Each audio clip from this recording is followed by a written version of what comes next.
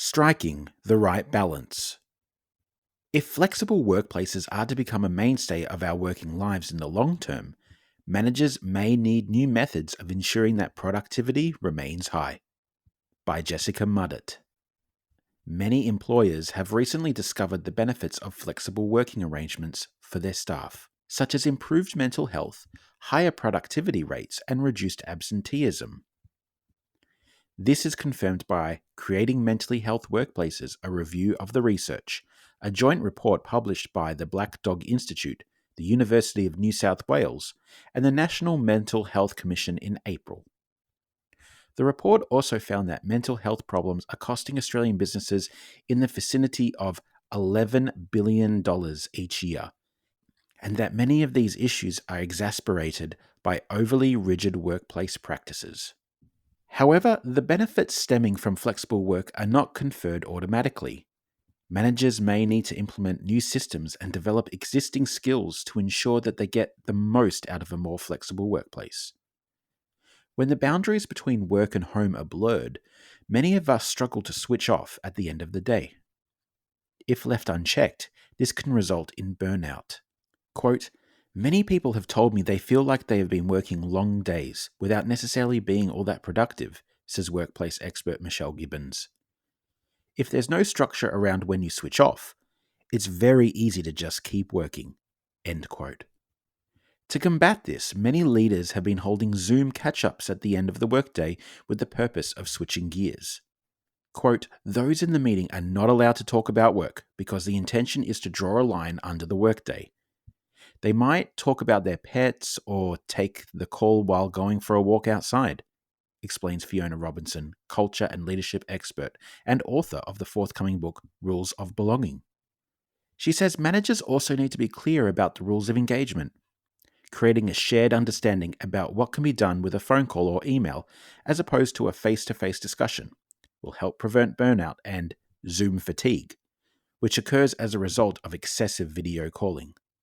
Quote, "As a leader, you may need to role model the right type of behavior, agree on what's expected about responding to emails outside standard working hours," end quote. Robertson believes that communication and interpersonal skills are even more vital when team members do not physically share a workspace. Quote, "Managers may need to put more effort into what I call people work. That includes increased clarity around the team's objectives and connecting with their people in one-on-one and group settings. Ask your team questions like, what surprised you today? What did you learn that you weren't expecting to learn?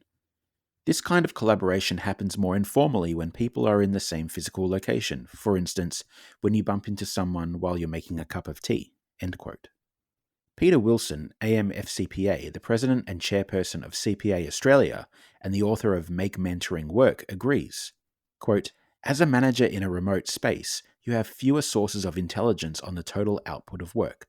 That requires you to be more proactive in ringing your team to see how they are going." End quote. However, this may require overcoming an inclination to organize fewer catch-ups while working remotely, he adds.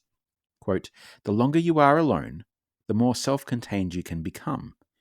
You might start to think that you don't need to know what's going on.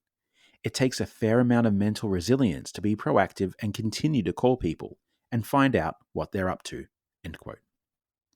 It can also be time-consuming. As Wilson has discovered, it can even offset the time gained from the disappearance of the commute. Quote, "Last week, I needed to discuss a complex matter with the board and the CEO before we all met together online. If we'd all been in the room together, we could have caught up in pairwise combinations for about an hour before the board meeting. Instead, the calls took me most of the day because we were all working remotely." End quote.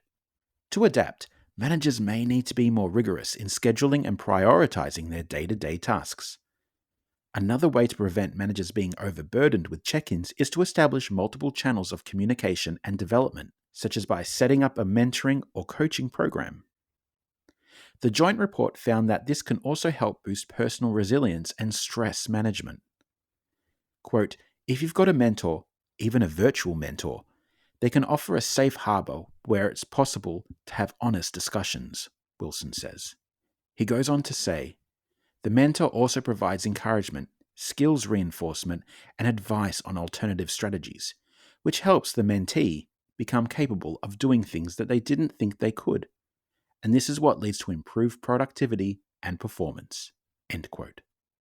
During a time of ongoing uncertainty and broader economic hardship, ensuring that all team members feel connected, heard, and understood is crucial to achieving the interrelated goals of productivity, performance, and well-being.